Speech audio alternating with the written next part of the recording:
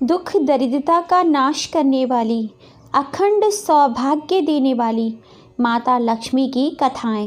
प्रिय भक्तों, आज हम श्रवण करेंगे माता लक्ष्मी के अनेक रूपों की पावन पवित्र कथा।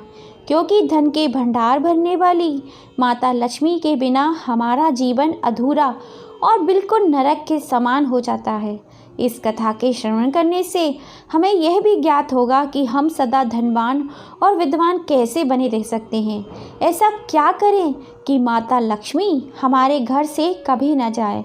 माता लक्ष्मी जिनके बिना देवता भी अधूरे हैं, जिनकी कृपा से हम सुख समृद्धि ज्ञान प्राप्त करते हैं। हमें इनकी कृपा तथा गाथा अवश्य ही गानी या सुननी चाहिए। तो चलिए माता लक्ष्मी को अपने हृदय में उतारकर पूरी श्रद्धा पूर्वक कथा का श्रवण करेंगे और अपने आप को कृतज्ञ करेंगे।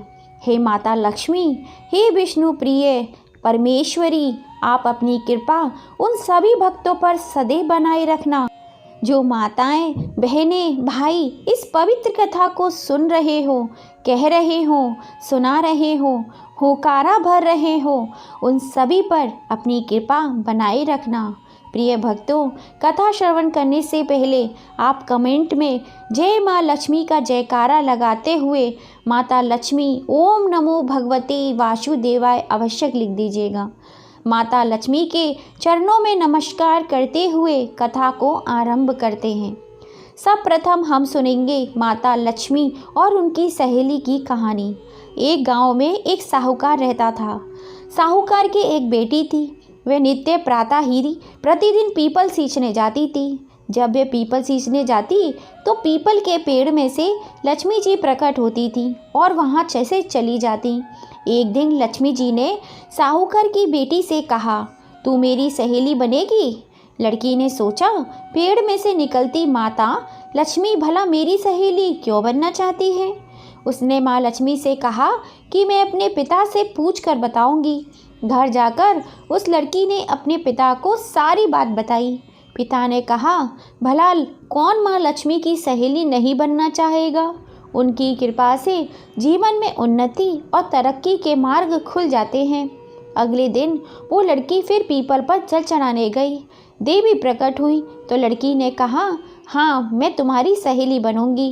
कुछ दिनों बाद माता लक्ष्मी ने अपनी सहेली को अपने घर खाने पे न्योता दिया। जब सहेली माँ लक्ष्मी के घर पहुंची तो उन्होंने उसे शॉल दुसाला ओढ़ने के लिए दिया, रुपये दिए, सोने की चौकी दी, सोने की थाली में 36 प्रकार का भोजन कराया। जब सहेली लौटने लगी तो माता लक्ष्मी ने कहा, तुम भी मुझे अपने घर पर भोजन करने के लिए बुलाना। लड़की ने हाँ कहा और वहाँ से अपने घर चली आई। माता लक्ष्मी की सहेली घर में उदास होकर बैठ गई और सोच रही थी कि जब वो मेरे घर में आएंगी तो मैं क्या करूँगी। उसने उन्हें अपने पिता को ये सारी बात बताई। पिता ने कहा कि गोबर मिट्टी से चौका लगाकर घर की साफ सफाई करना, 4 मुख वाला दिया जलाकर लक्ष्मी जी का नाम लेकर रसोई में बैठ जाना। लड़की ने ऐसा ही किया। तभी अचानक एक चील रानी का नौलखा हार लेकर उड़ रही थी। वो उस लड़की के घर में गिर गया। लड़की ने देखकर बड़ी ही प्रसन्न हो गई और वे सुनार के यहाँ गई। उस हार को बेचने के बाद उसने दिल खोलकर माता लक्ष्मी का स्वागत की तैयारियां की। रसोई बनाने के बाद जब लड़की ने गणेश जी से माँ लक्ष्मी को बुलाने का आग्रह किया तो आगे आगे गणेश जी और पीछे पीछे माता लक्ष्मी उसके घर पर आ गए। लड़की ने सहेली रूपी माता लक्ष्मी को सोने की चौकी पर बिठाया। देवी माँ ये देखकर बड़ी ही प्रसन्न हुई और उसकी खातिरदारी को देखते हुए माता लक्ष्मी ने कहा, आज तक किसी राजा रानी ने भी मुझे इस तरह भोजन नहीं कराया जितनी प्रेम पूर्वक और आदर के साथ तुमने कराया है। साहूकार की बेटी ने कहा, माता लक्ष्मी से कहा, मैं अभी आ रही हूँ, तुम यहीं पर बैठी रहना। और वह वहाँ से चली गई। लक्ष्मी जी गई नहीं और चौकी पर ही बैठी रही। उसको बहुत धन दौलत दी। लक्ष्मी जी ने जैसा साहूकार की बेटी को दिया वैसे सब काहू को देना। कहते सुनते हुंकारा भरते अपने सारे परिवार को देना। पियर में सुख सौभाग्य देना, ससुराल में आपसी प्रेम देना, बेटे पोतों को तरक्की और गुणवान होने का आशीर्वाद देना। हे माता लक्ष्मी, जो भी आपकी कहानी सुने उनके कष्ट दूर करना, दरिद्रता दूर करना, सबकी मनोकामनाएं पूर्ण करना। बोलो लक्ष्मी मैया की जय, बोलो भगवान विष्णु की जय, भगवती देवी लक्ष्मी माता की जय। जय हो जय हो जय हो। प्रिय भक्तों, अब हम सुनेंगे घर में धन के भंडार भरने वाली माता लक्ष्मी की दूसरी कथा। एक गांव में एक गरीब ब्राह्मण और ब्राह्मणी रहते थे। वे दिन प्रतिदिन भगवान विष्णु की आराधना करते थे। भगवान विष्णु उनकी भक्ति से बहुत प्रसन्न हुए और उन्होंने अपनी प्रिय भक्त को दर्शन दिए। साथ ही ब्राह्मणी से कहा कि तुम्हें जो वरदान मांगना है तुम मांग सकती हो। तब ब्राह्मणी ने इच्छा जाहिर करते हुए कहा कि वह चाहती है कि उसके घर में माँ लक्ष्मी का वास हो जाए। इसके बाद भगवान विष्णु ने उस ब्राह्मणी को अपने घर में माँ लक्ष्मी को बुलाने का तरीका बताया।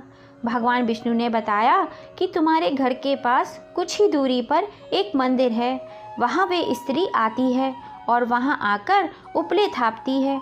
तुम्हें उसे अपने घर आने का आमंत्रण देना होगा, वही माँ लक्ष्मी है। ब्राह्मणी ने भगवान विष्णु के कहे अनुसार ही किया। ब्राह्मणी ने उस स्त्री को अपने घर आने का आमंत्रण दिया। तब माँ लक्ष्मी ने उस ब्राह्मणी से कहा कि वह 16 दिन के लिए माँ लक्ष्मी जी की पूजा करे। माँ लक्ष्मी जी के कहे अनुसार ब्राह्मणी ने 16 दिन तक माँ लक्ष्मी की उपासना की। माँ लक्ष्मी ने फिर उस ब्राह्मणी को आशीर्वाद दिया और उसके घर में निवास किया। तभी से जो व्यक्ति भाद्रपद महीने में लक्ष्मी जी की इन 16 दिनों तक उपासना करता है, माँ लक्ष्मी उससे प्रसन्न होकर उसे सुख समृद्धि का आशीर्वाद देती हैं। हे माँ लक्ष्मी, जैसे आपने ब्राह्मणी को अपना आशीर्वाद दिया, इस प्रकार आपकी पूजा करने वाले हर व्यक्ति को अपने आशीर्वाद और अपनी कृपा सदैव बनाए रखना। प्रिय दोस्तों, अब हम सुनेंगे भक्तों पर कृपा करने वाली माता भैरव लक्ष्मी की कहानी। किसी शहर में अनेक लोग रहा करते थे। वह सभी अपने अपने कामों में लगा रहते थे। किसी को किसी की परवाह नहीं थी। भजन कीर्तन, भक्ति भाव, दया माया, परोपकार जैसे संस्कार कम हो गए थे। शहर में बुराइयां बढ़ गई थीं। शराब, जुआ, रेस, भ्रष्टाचार, चोरी, डकैती वगैरह बहुत से गुनाह शहर में होते थे। इसके बावजूद भी शहर में कुछ अच्छे लोग भी रहते थे। ऐसे ही लोगों में शीला और उसके पति की गृहस्थी मानी जाती थी। शीला धार्मिक प्रकृति की और संतोषी स्वभाव वाली थी। उनका पति भी विवेकी और सुशील था। शीला और उसका पति कभी किसी की बुराई नहीं करते थे और हमेशा प्रभु भजन में ही अच्छी तरह समय व्यतीत करते थे। शहर के लोग उनकी गृहस्थी की सराहना करते थे। देखते ही देखते समय बदल गया। शीला का पति बुरे लोगों से दोस्ती कर बैठा। अब वह जल्द से जल्द करोड़पति बनने के ख्वाब देखने लगा, इसीलिए वह गलत रास्ते पर चल पड़ा। फलस्वरूप वह करोड़पति बन गया, यानी रास्ते पर भटकते भिखारी जैसी उसकी हालत हो गई थी। शराब, जुआ, रेस, चरस, गांजा वगैरह बुराइयां आदतों ने शीला के पति को भी फांस लिया था। दोस्तों के साथ उसे भी शराब की आदत पड़ चुकी थी। इस प्रकार उसने अपना सब कुछ जुए में गंवा दिया था। शीला को पति के बर्ताव से बहुत दुख हुआ, किंतु वह भगवान पर भरोसा कर सब कुछ सहने लगी। वह अपना अधिकांश समय प्रभु भक्ति में बिताने लगी। अचानक एक दिन दोपहर को उनके द्वार पर किसी ने दस्तक दी। शीला ने द्वार खोला तो देखा एक माँझी खड़ी हुई थी। उसके चेहरे पर अलौकिक तेज निखर रहा था। उनकी आंखों में से मानो अमृत बह रहा था। उसका दिव्य चेहरा करुणा और प्यार से झलक रहा था। उसको देखते ही शीला के मन में अपार शांति छा गई। शीला के रोम रोम में आनंद छा गया। शीला उस माँ-जी को आदर के साथ घर के अंदर ले आई। घर में बिठाने के लिए कुछ भी नहीं था, अतः शीला ने सुकुचाकर एक फटी हुई चादर पर उनको बिठाया। माँ-जी बोली, क्यों शीला, मुझे पहचाना नहीं?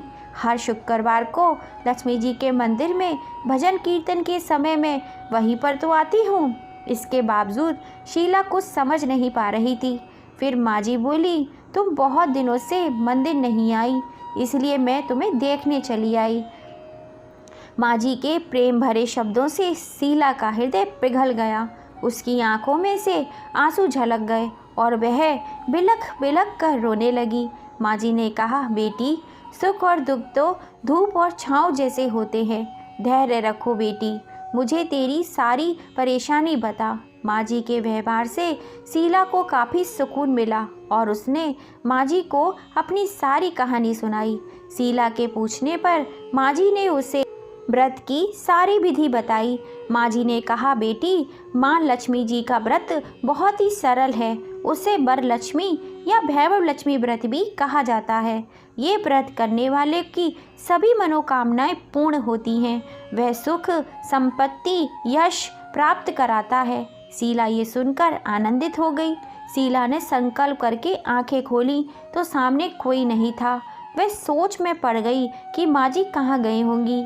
शीला को तत्काल ये समझते देर न लगी कि माँ-जी और कोई नहीं, साक्षात लक्ष्मी जी ही थी। दूसरे दिन शुक्रवार था। सुबह स्नान करके स्वच्छ कपड़े पहनकर शीला ने माँ-जी द्वारा बताई विधि से पूरे मन से व्रत किया। आखिर में प्रसाद वितरण किया। ये प्रसाद पहले पति को खिलाया। प्रसाद खाते ही पति के स्वभाव में फर्क पड़ गया। उस दिन उसने शीला को मारा नहीं, सताया भी नहीं। शीला को बहुत आनंद हुआ। उनके मन में भैरव लक्ष्मी व्रत के लिए श्रद्धा बढ़ गई। शीला ने पूर्ण श्रद्धा से, भक्ति से 21 शुक्रवार तक भैरव लक्ष्मी व्रत किए। 21वें शुक्रवार को माँ-जी के कहे मुताबिक उद्यापन विधि कर 7 स्त्रियों को भैरव लक्ष्मी व्रत की 7 पुस्तकें उपहार में दी। फिर माताजी के धन लक्ष्मी स्वरूप की छवि को वंदन करके भाव से मन ही मन प्रार्थना करने लगी, हे माँ धन लक्ष्मी, मैंने आपका भैरव लक्ष्मी व्रत करने की मन्नत मानी थी। यह व्रत आज पूर्ण किया है। हे माँ, मेरी हर विपत्ति दूर करो, हमारा सबका कल्याण करो। जिसे संतान न हो उसे संतान देना, सौभाग्यशाली स्त्री का सौभाग्य अखंड रखना, कुंवारी लड़की को मन भावन पति देना। जो आपका ये चमत्कारी भैरव लक्ष्मी व्रत करे उनकी सभी विपत्ति दूर करना, सभी को सुखी करना। हे माँ, आपकी महिमा अपार है। ऐसा बोलकर लक्ष्मी जी के धन लक्ष्मी रूप को, छवि को प्रणाम किया। व्रत के प्रभाव से शीला का पति अच्छा आदमी बन गया और कड़ी मेहनत करके व्यवसाय करने लगा। उसने तुरंत शीला के गिरवी रखे गहने छुड़ा दिए। घर में धन की वृद्धि हुई। घर में पहले जैसी सुख शांति छा गई। भैरव लक्ष्मी व्रत का प्रभाव देखकर मोहल्ले की दूसरी स्त्रियां भी विधि पूर्वक भैरव लक्ष्मी व्रत करने लगीं। भैरव लक्ष्मी व्रत का उद्यापन करने की विधि क्या है, चलिए अब ये जान लेते हैं। 7, 11, 21 जितने भी शुक्रवार की मन्नत मांगी हो उतने शुक्रवार तक ये व्रत पूरी श्रद्धा और भावना के साथ रखना चाहिए। आखिरी शुक्रवार को इसका शास्त्रीय विधि के अनुसार उद्यापन करना चाहिए। आखिरी शुक्रवार को प्रसाद के लिए खीर बनानी चाहिए। जिस प्रकार हर शुक्रवार को हम पूजन करते हैं वैसे ही करना चाहिए। पूजन के बाद माँ के सामने एक श्रीफल फोड़ें। फिर कम से कम 7 कुंवारी कन्याओं को या सौभाग्यशाली स्त्रियों को कुमकुम का तिलक लगाकर माँ भैरव लक्ष्मी का व्रत की कथा पुस्तक की एक प्रति उपहार में देनी चाहिए। खीर का प्रसाद दें। इसके बाद माँ लक्ष्मी को श्रद्धा सहित प्रणाम करें। फिर माँ के धन लक्ष्मी स्वरूप की छवि को वंदन करके भाव से मन ही मन प्रार्थना करें, हे धन लक्ष्मी, मैंने आपका भैरव लक्ष्मी व्रत करने की मन्नत मानी थी। यह व्रत आज पूर्ण किया है। हे माँ, हमारी जो मनोकामना हो वह बोलो।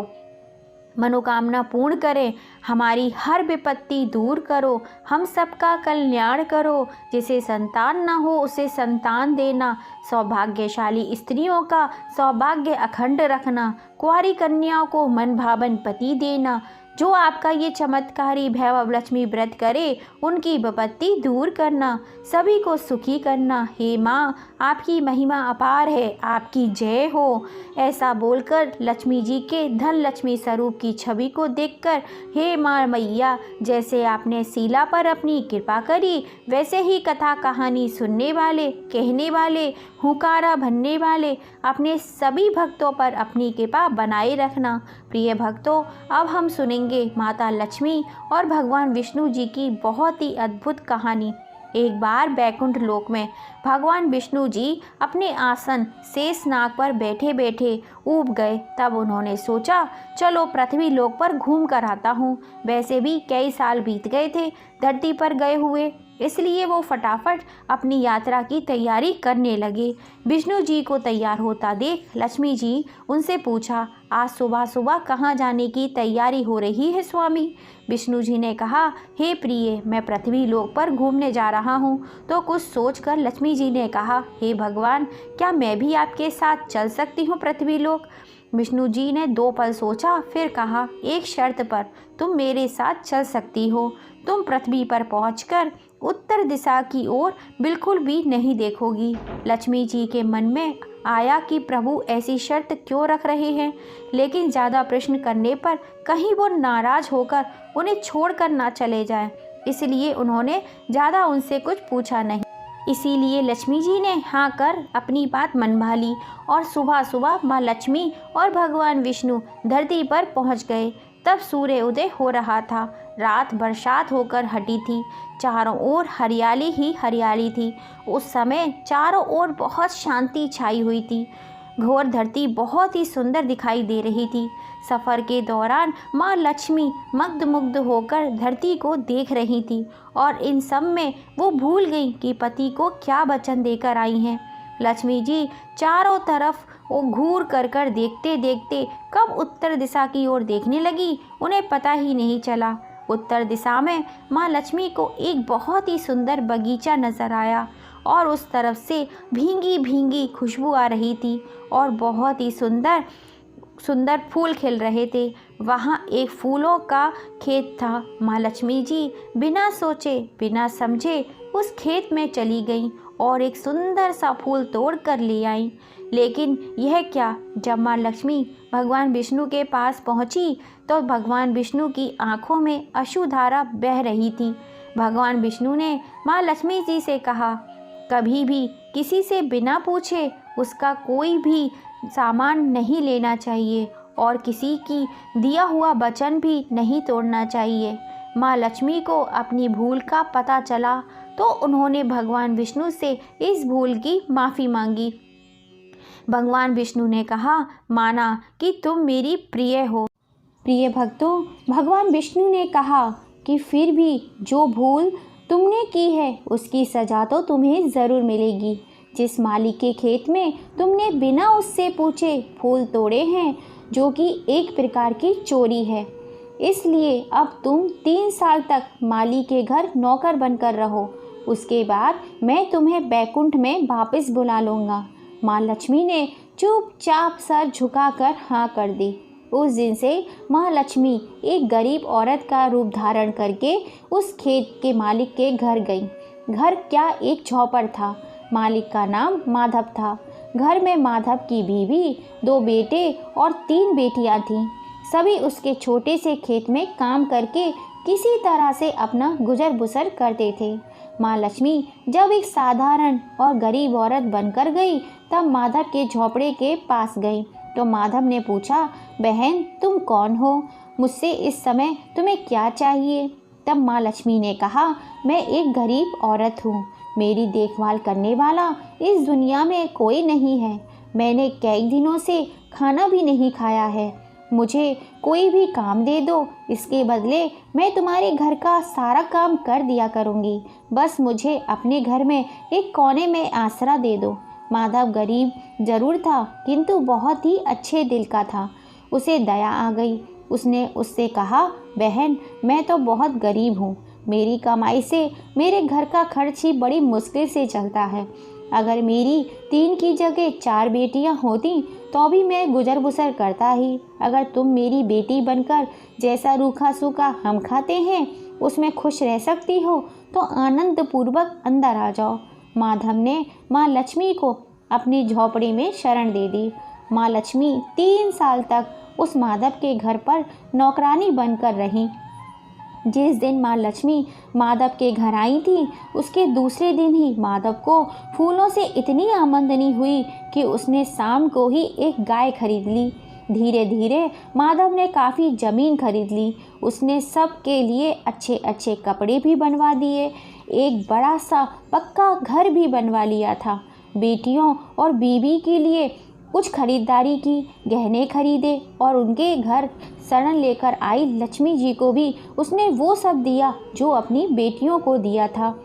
पहले से कई ज़्यादा सुखी और संपन्न माधव के मन में हमेशा से ये ख्याल आता था कि मुझे यह सब इस महिला के शुभ कदम मेरी झोपड़ी में पड़ने के बाद से ही मिला है। इस महिला ने एक बेटी के रूप में मेरे जीवन में आकर मेरी किस्मत ही बदल दी है। 3 साल पूरे होने को आए थे, लेकिन माँ लक्ष्मी अभी भी घर में और खेत में काम कर रही थी। एक दिन माधव जब अपने खेतों से काम खत्म कर घर लौट कर आया तो उसने अपने घेर के सामने द्वार पर एक देवी स्वरूप गहनों से लदी एक औरत को खड़े हुए देखा। ध्यान से देखने पर वह पहचान गया कि यह तो वही मेरी मुँह बोली चौथी बेटी है, यानी वही औरत है। वो पहचान गया कि यह तो माँ लक्ष्मी है। अब तक माधव का पूरा परिवार बाहर आ गया था और सब हैरान होकर माँ लक्ष्मी जी को देख रहे थे। माधव बोला, हे माँ, हमें माफ़ कर दीजिए, हमने आपसे अनजाने में ही घर और खेत में काम कराया। माँ, ये ऐसा अपराध हो गया हमसे, हम सबको माफ़ कर दो। माँ लक्ष्मी मुस्कुराई और बोली, हे माधव, तुम बहुत ही अच्छे और दयालु व्यक्ति हो। तुमने मुझे अपनी बेटी की तरह रखा, अपने परिवार के सदस्य की तरह मान सम्मान दिया। इसके बदले मैं तुम्हें वरदान देती हूँ कि तुम्हारे पास कभी भी खुशियों की और धन दौलत की कमी नहीं रहेगी। तुम्हें वो सारे सुख मिलेंगे जिसके तुम हकदार हो। फिर माँ लक्ष्मी अपने स्वामी के द्वारा भेजे गए रथ में बैठकर बैकुंठ लोक चली गईं। तो दोस्तों, द्वार पे आए हर ज़रूरतमंद की मदद ज़रूर करनी चाहिए। पता नहीं किस रूप में भगवान हमारी परीक्षा लेने के लिए आ जाएं। तो जोर से और प्रेम से बोलिए, जय माँ लक्ष्मी, जय माँ लक्ष्मी। जैसे माँ लक्ष्मी आपने उस गरीब किसान पर अपनी कृपा बनाए रखी, वैसे ही आपकी पूजा अर्चना भक्ति करने वाले सभी भक्तों पर अपनी कृपा बनाए रखना। इस कहानी को जो कोई पढ़ रहा हो, सुन रहा हो, कह रहा हो, उन पर अपना आशीर्वाद सदैव बनाए रखना। बोलो जय माँ लक्ष्मी।